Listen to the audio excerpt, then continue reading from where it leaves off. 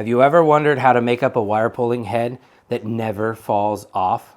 First, strip your conductors about 14 to 16 inches. Then cut the end off of what you stripped. Then you want to peel back the insulation off so you have copper showing. Then you want to grab about 4 to 5 strands of copper and peel them back.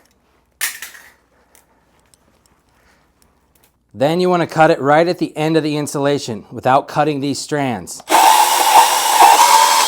Once you have them all stripped, you want to take the first two and you want to stagger them just like that.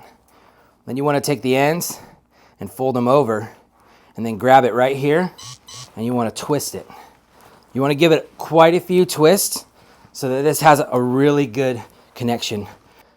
Once you're done twisting them, you want to take the shorter end and you want to cut these off right here. Then you want to grab the third one and you want to stagger this one as well. Straighten that out, and then you want to take the two ends again, fold them over, and twist again. When you get to the last conductor, you want to stagger this one as well, but we're not going to cut the copper off of the end.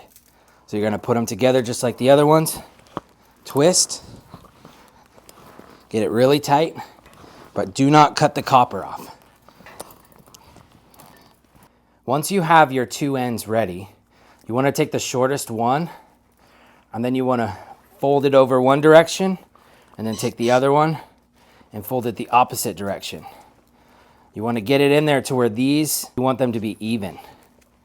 And then you take the two of these like this and do the same thing that you did before and twist them together really, really tight.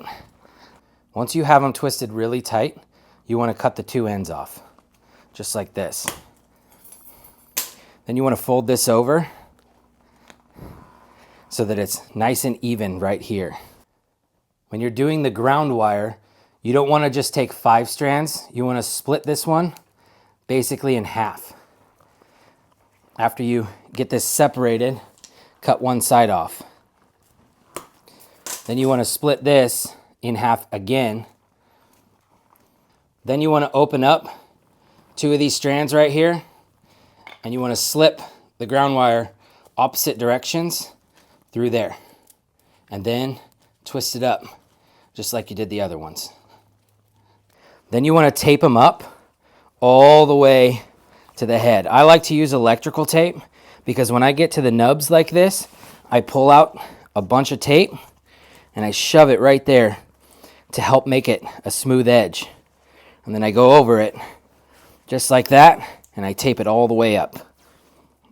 Once you have it taped up, you're ready to pull.